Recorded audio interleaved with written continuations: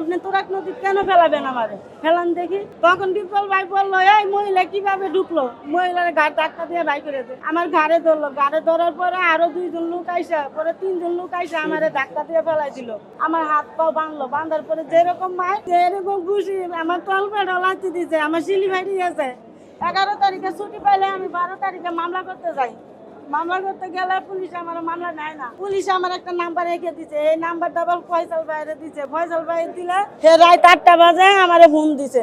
Phone দিয়া বলতেছে এই তুই মামলা সামলা করতে কেন যাস, তুই এইসব বাদ দে, আর নইলে তুই যদি চাস তাহলে তোর ওয়াল ফ্যামিলি তুই লেখালাই দিন, তুই কিছুই করতে পারবি না। আমি 2 তারিখে গাবতলী যাই গরু দেখতে।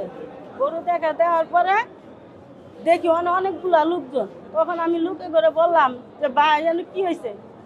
তখন বললো যে ডিপজল ভাই আসছে। তো বললাম তাহলে ডিপজল ভাই আসছে, আমিও তো তার ভক্ত, ছবি দেই, তাহলে আমি তার সাথে 2টা কথা বলবো।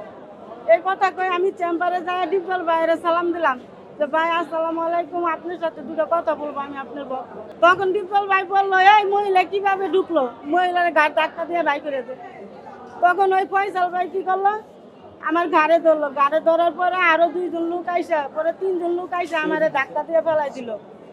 ফেলাই দেওয়ার পরে আমি বললাম আপনারা কেন আমার ধাক্কা মারলেন। আমি 2টা কথাই বলতাম, বলে চলে যেতাম, আমি তো এনে অন্য কিছু কই নেই। পরে বেশি কথা কইলে তোরা মায়েরা তোরাক নদী ফেলাই দিব। তখন আমি একটু ক্ষিপ্ত হইলাম যে আপনি তোরাক নদী কেন ফেলাবেন আমারে, ফেলান দেখি।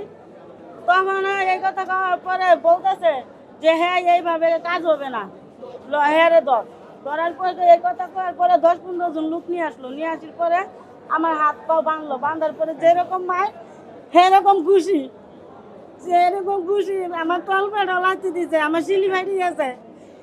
এরপরে লাথি দিয়ে হাইরা পরে ফয়সালা কইতেছে অনেকটা গেলান আছে ছোট, এই গেলানটা নিয়ে আয় ওর জন্মের একটা শিক্ষা দিয়ে দে। তখন এই গেলানটা নিয়ে আইসা পরে হাত পা বাঁধা ছিল, আমি কিছু করতে পারিনি। পরে পিছন দিয়ে আমার ঢাইলে দিছে, ঢাইলে দিয়ে হাইরা পরে কয় কি জন্মের শিক্ষা হয়ে গেছে, ওরে ছাইরা দে।